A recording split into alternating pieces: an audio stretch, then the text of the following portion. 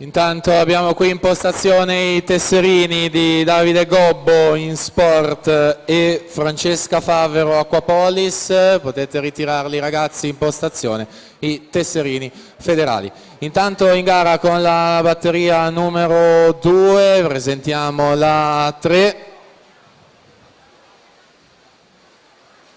Noterà in corsia 1 Marco Alberti, alla 2 Francesco Anzanello, alla 3 Alessandro Bonvicini, 4 Tomas Ferroni, 5 Gabi Scantamburlo, 6 Nicola Roberto, alla 7 Giacomo Vettoretti, alla 8 Alvise Franceschini.